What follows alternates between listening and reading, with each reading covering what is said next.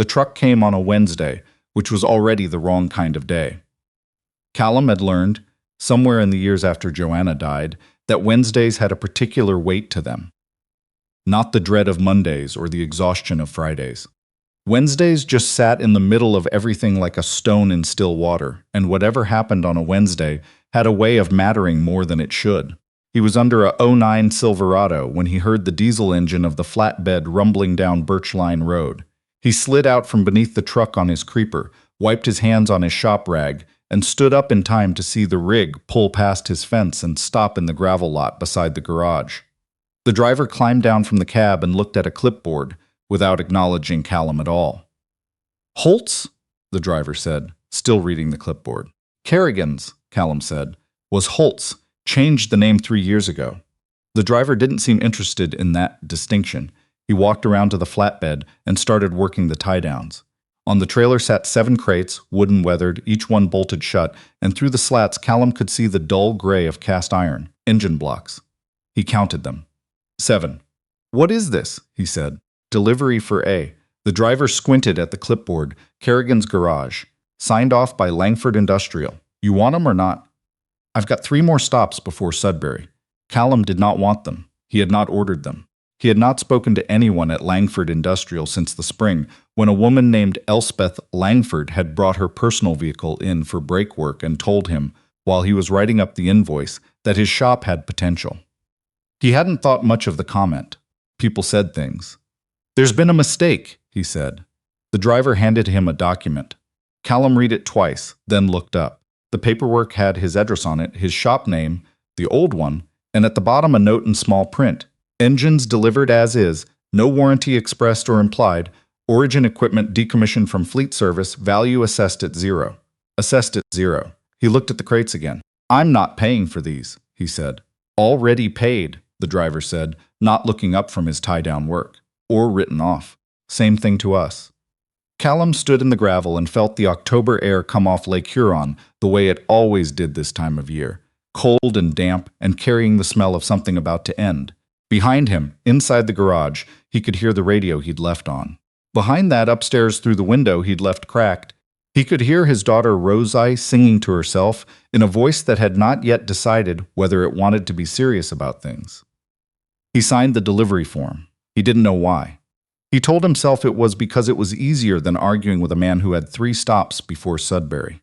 But the truth, which he recognized only much later, was that he had pressed his hand against one of the crate, Slatton felt the cold of the iron through the wood, and something in him had gone very still.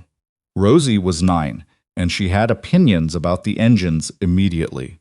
"They smell like a museum," she said, standing at the entrance to the bay where Callum had moved 2 of the crates with the shop's small crane. "Like old pennies." "Go do your homework," Callum said. "I did it." "Then, go do it again." She sat on the workbench stool anyway, the one she was not supposed to sit on because it had a cracked weld at the base, and watched him pry open the first crate. She had her mother's red hair and her mother's habit of treating a refusal as a suggestion. Callum had stopped arguing with both of them about it. With Joanna because she had gotten sick, and then she had died, and there was nothing left to argue about. With Rosie because she was 9 and she was right that her homework was almost certainly done. Inside the first crate was a V8, a marine-grade diesel, the kind Callum had not worked on since his years at Meridian Motors in Windsor. He recognized the architecture before he could even read the casting marks. He reached in and ran his fingers along the block, feeling for cracks, for the particular texture of metal that had been run hot and never properly cooled for the warped ghost feel of damage. His hands knew what they were doing without being asked. He found a crack. Hairline, top of the block, passenger side. He found a second one 20 minutes later, and then a third. He opened 2 more crates that evening, after he'd put Rosie to bed, and the garage was quiet except for the radio and the occasional sound of something small moving in the walls.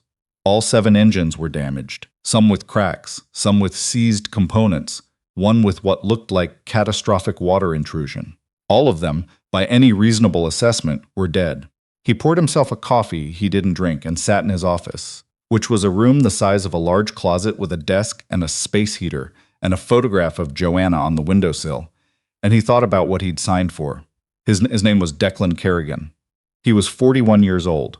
He had a daughter, a mortgage on the garage property, a 12-year-old truck, and the kind of quiet reputation that small towns give to men who are good at their work but don't talk about it. He had gone to Waterloo for mechanical engineering, spent 8 years at Meridian doing powertrain development, and then Joanna had gotten sick and he had moved them both back to his hometown of Kincardine because she had wanted to see the lake. She had seen it for 2 years before she stopped seeing anything. He had stayed. He couldn't explain it any better than that. He had stayed and opened the garage and fixed the kinds of things that people in a small town needed fixed, and he had raised Rosie in the rooms above the shop, and most days that was enough. He looked at the delivery paperwork again. At the words assessed at 0, he went back into the bay and opened the 4th crate. The call came 10 days later on a Friday afternoon when Callum had Rosie with him in the shop because her school had a PA day. And his only other option was the neighbor, Mrs. Patnod, who was 73 and smelled powerfully of lavender and watched programs about antiques at a volume Rosie found distressing. He was elbow-deep in engine number 3, a twin-turbocharged inline-6 that had seized from neglect rather than damage and was beginning, slowly and reluctantly, to come back to something like life. When his phone rang and the name on the screen said E. Langford, he answered it with his clean hand. "Mr. Kerrigan," said the voice. It was the same voice from the spring, precise, without being cold. The voice of someone who had learned that speed and clarity were forms of courtesy. "I understand you received a delivery." "I did," he said. "I also understand the delivery wasn't quite voluntary." A pause. Not an uncomfortable one, more like the pause of someone choosing their next sentence carefully, because they had many options and wanted the right one. "No," she said. "I apologize for that. My operations manager was supposed to contact you first." "He didn't. Is he still your operations manager?" Another pause. "No," she said. Callum wiped his hand and walked toward the office, away from the sound of Rosie, who was now attempting to explain to the shop cat why it should allow itself to be picked up. The cat's name was Brockett, after the road he'd been found on, and he had no interest in being picked up. "What do you want me to do with 7 dead engines, Miss Langford?" he said. "I want to know what you think of them." He stopped walking. "Pardon?" "My operations team wrote them off," she said. "My maintenance contractor said they were beyond economic repair. I had another engineer look at them before the decommission order, and he agreed. But before I had them scrapped, I wanted a second opinion from someone who actually works on things. Someone in Kincardine gave me your name." "Who?" "I'd rather not say." He sat down in the office chair. Through the doorway he could see the open crates, the engines in various stages of his preliminary assessment. He had been taking notes without quite meaning to, ordering parts in his head, making lists. "They're not all dead," he said. Silence on the line. "Then, what do you mean?" "I mean 3 of them are beyond what I'd attempt. But the other 4, 2 for certain, maybe 4, there's something still there. The one I've been working on this week, the twin-turbo inline-6, I think it's seized from bad storage rather than from any fundamental failure. The block is sound. The heads are sound. It needs rings. It needs a full rebuild of the top end. It needs patience." He paused. "And the Marine V8 in the first crate, that one I'm less sure about. But the crack I found is in a repairable location if you have the right welder." "And do you?" she said. "Have the right welder?" "I know one," he said. "Up in Wyerton. He's retired, but he still works when he wants to." There was a longer silence this time. When Elspeth Langford spoke again, something in her voice had shifted. Not warmer exactly, but more present. Like she'd been listening with part of herself and was now listening with all of it. "What would it cost to find out?" she said. "To do a full assessment. Not a repair yet. Just tell me what's actually there." He named a figure. It was fair and he knew it was fair, and he said it without hesitation, which was something Joanna had taught him. "Don't apologize for what your work is worth," she'd said. In the early days when he'd still been uncertain about what running his own shop meant, "Say the number." "Then stop talking." He said the number. Then he stopped talking. "All right," Elspeth Langford said. "Do the assessment. Send me the report." The report took him 3 weeks, during which time several things happened. Rosie's teacher, a young man named Mr. Beausoleil, called to say that Rosie had corrected him during a lesson on simple machines. Callum said he understood. Mr. Beausoleil seemed unsure whether this was an apology or a confirmation. Callum felt it was both. His old colleague from Meridian, a man called Finch, who now worked at a parts supplier in Barrie, came through town, and they had dinner at the pub on Queen Street. And Finch asked how things were, and Callum said fine, and Finch said he didn't look fine, and Callum said he was sleeping badly, and Finch said that was about Joanna or about work, and Callum said he wasn't sure anymore which one was which. That felt true enough that he didn't say anything else, and Finch, who was the kind of friend who knew when to stop asking, ordered them both another round, and they talked about the Leafs until it was time to go home. He also, during those 3 weeks, took the inline six apart almost entirely and put it back together without quite meaning to. He kept telling himself it was just to understand it better, that a proper assessment required a certain depth of examination. But by the second week, he had sourced the rings from a supplier in Hamilton, and by the third week, the engine was running on the stand, quietly, not smoothly, with the particular hesitation of something that had been dormant too long, but running. He stood in the bay at 10 o'clock on a Tuesday night and listened to it and felt something he hadn't felt in a while. Not happiness exactly, more like recognition. He sent Elspeth Langford the assessment report on a Thursday. It was 14 pages, with photographs and cost projections, and his opinion clearly stated at the end. 4 of the 7 engines were restaurable to full performance specifications. 1 was restaurable to reduce service capacity, and 2 should be parted out for components. He also attached a note, separate from the report, which said, "Engine 4 is already running. Thought you should know." She called him the next morning. "You rebuilt it," she said. "I assessed it very thoroughly," he said. A pause. Then she laughed. It was a brief laugh, genuine, surprised out of her. "Mr. Kerrigan," she said, "what do you want to do with the rest of them?" What followed was not a contract exactly. Elspeth Langford's lawyer sent documents, and Callum's lawyer, a man from Walkerton named Pruitt, who handled mostly estate matters and seemed genuinely delighted to be doing something different, reviewed them and found them fair. Callum would restore the restorable engines. He would be compensated for parts and labor. If the engine sold at or above a certain value, he would receive a percentage of the final sale price. He thought that was the end of the unusual part. He was wrong. 3 weeks into the work, a man named Severance, no first name offered, no card, just Severance, in a gray jacket that cost more than Callum's monthly fuel bill, came to the garage on a Monday morning and stood at the bay entrance and watched Callum work for longer than was comfortable before speaking. "Those aren't yours to sell," Severance said. Callum kept working. "I know that," he said. "I'm not selling them. You're restoring them. Also, not illegal." Severance came a little further into the bay. He had the look of someone who was accustomed to spaces rearranging themselves to accommodate him, and the garage's failure to do this seemed to confuse him slightly. He looked at the engine on the stand, at the organized tool wall, at Rosie's drawing of Brockett the cat that was taped to the corner of the whiteboard where Callum kept his notes. "Miss Langford," Severance said carefully, "is making a mistake. That's between you and Miss Langford," Callum said. "These engines were decommissioned for a reason. There are liability concerns. If a restored unit fails in service and someone traces it back to Langford Industrial, then they'd be tracing it back to an engine that met or exceeded its original specifications," Callum said, "which is what the assessment report said and what my work will support." He set down his wrench and looked at Severance directly for the first time.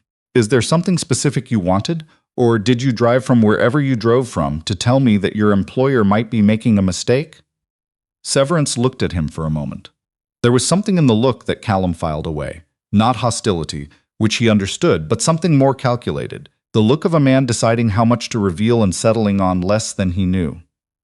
"I'll be in touch," Severance said. "You know where the garage is," Callum said, and picked up his wrench. He called Elspeth Langford that evening. He told her about the visit. There was a silence on the line that was different from her other silences. This one had texture, like there was more happening behind it than she was going to share. "I know who he is," she said. "Is he a problem?" "He's managed to be one before," she said. Then carefully, "I should tell you that there are people who would prefer these engines not be restored, not because of liability, for other reasons." "What reasons?" Another silence. "Can I come to Kincardine?" she said. She drove up on a Saturday. She drove herself, which surprised him in a way he wouldn't have been able to explain if asked. a dark blue SUV Ontario plates, arriving at 9:15 in the morning when the light over Lake Huron was still low in gold. Callum was in the bay when she pulled in, and Rosie was upstairs being theoretically asleep. He had seen Elspeth Langford once before, briefly in the spring. He had not thought of her particularly since then. He had been busy, and his mind didn't tend to linger on people he'd met once. But he remembered now that she was younger than he'd expected when he'd heard the name Langford Industrial, and he found again that this was true. She was perhaps his age, perhaps a year or two older, with the particular composure of someone who had learned it rather than been born with it. Dark hair, practical coat, boots that were made for weather rather than appearance. She shook his hand like someone who had learned that firmly and had remembered it. "Thank you for seeing me on a weekend," she said. "It's always a weekend here," he said. "Come in." He showed her the engines. She moved through the bay slowly, looking at each one with more attention than he'd expected. She asked good questions, not the questions of someone performing interest, but the questions of someone who had learned enough to be genuinely curious and knew the edges of what she knew. She stopped at the Marine V8, the one with the repairable crack. "This is the one you were unsure about," she said. "Still am," he said. "My welder in Wharton says it's possible. I'm not willing to promise the result." She nodded. She had her hands in her coat pockets, and she was looking at the block with an expression he recognized. The particular focus of someone who was not looking at the object in front of them, but at what the object represented. He'd had that expression on his own face, he suspected, on the Wednesday the crates had arrived. "There's a man named Percival Dunmore," she said, not looking at him, still at the engine. "He was the director of fleet operations at Langford Industrial until 14 months ago. When we audited the maintenance records after he left, we found gaps, Callum said. Billing for work that wasn't done. Parts that were charged to the fleet accounts, but never installed. These engines," she paused. "According to the records, they received a full overhaul 18 months ago. $42,000 in parts and labor, signed off by an outside contractor."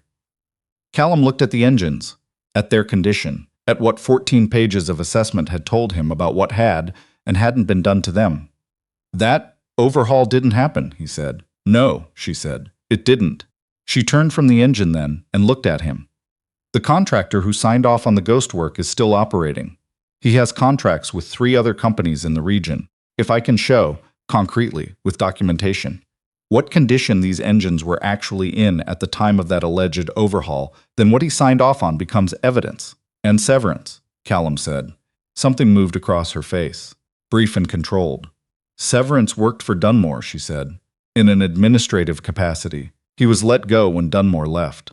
I don't know yet how deep his involvement goes, but he knows what the engines might prove, and he would prefer they not prove it." Callum was quiet for a moment.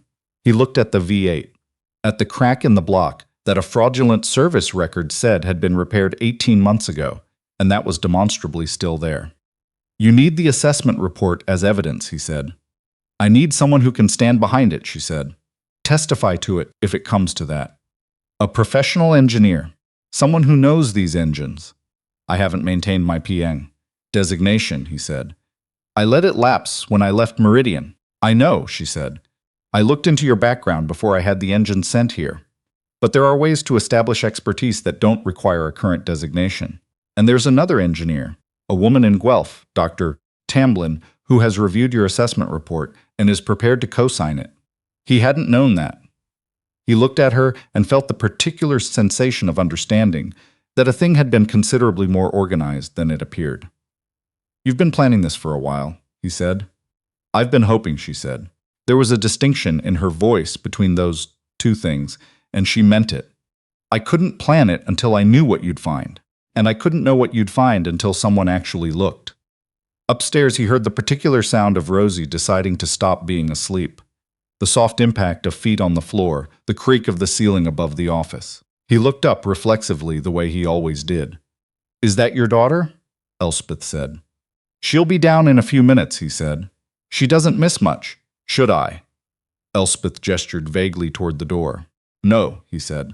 Then, because that had come out quickly, "she'll want to see the person from the city. She asks a lot of questions." "So do I," Elspeth said. Rosie came down still in her socks, her hair catastrophically tangled, wearing a sweater that said Kincardine Blues Fest, Tyval 2019, and carrying Brockett under one arm like a parcel. She assessed Elspeth Langford with the directness of children who have been the only other person in a household for long enough to trust their own reading of adults. "Are you the lady who sent the engines?" Rosie said. "I am," Elspeth said. "Dad fixed one of them." "He did," Elspeth said. Rosie looked at her father, then back at Elspeth. "He fixed things for Mom too," she said. "Before. He's good at fixing things."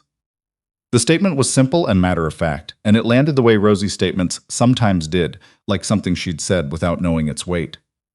Callum looked at his daughter and felt the particular compression of grief that had become, over time, less like pain and more like a room he carried with him. Small, quiet, always there. "I know," Elspeth said. She said it gently, and without performing gentleness, which was the right way to say it. The report went to the authorities in February. Dr. Tamblyn co-signed it as agreed. And together the two documents formed what the investigator described. When he called Callum to confirm receipt, as the clearest physical evidence he'd seen in a case that had otherwise been built almost entirely on financial records. The contractor, a man named Orville Prest, based out of Owen Sound, was charged in the spring. Dunmore, who had by that point moved to British Columbia and started a new consulting business, was named in the civil proceedings that Langford Industrial filed shortly after. Severance had come back once more, in January, to the garage. It was early morning, before Rosie was up, and he hadn't come to the bay door this time. He'd stood outside the fence and called Callum's name until Callum came out. "You should think about what you're doing," Severance said. "I think about it," Callum said. "These people have resources," Severance said. "Press Dunmore. They have people who protect their interests. This isn't a small thing you're walking into." Callum stood in the cold outside his fence and looked at Severance and felt something clarify in him, the way things sometimes did when he was working on an engine, and the problem finally named itself.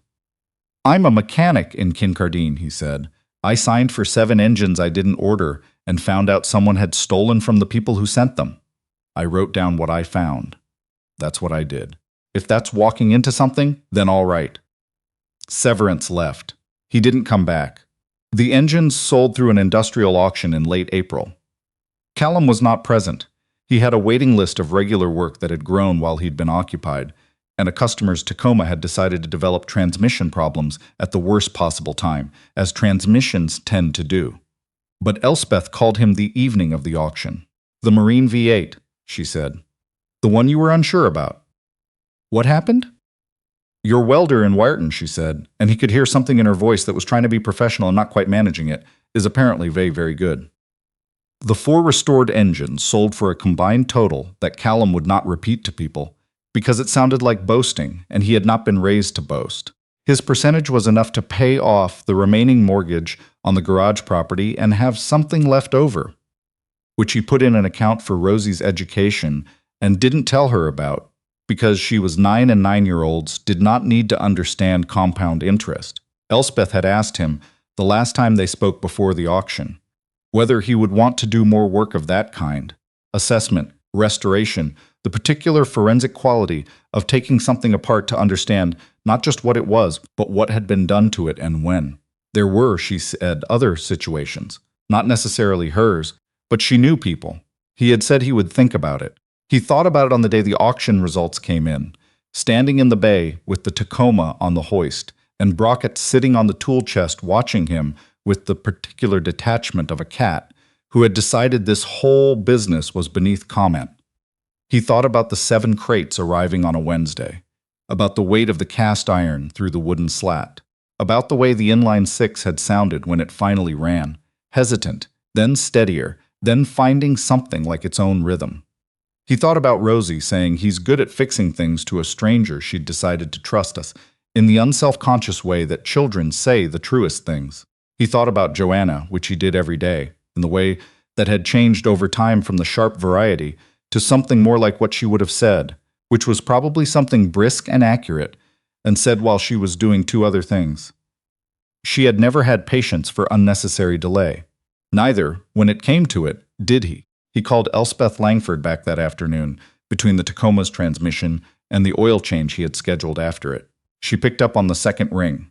"I've thought about it," he said. "And?" I have a few conditions, he said. I'd expect nothing less, she said.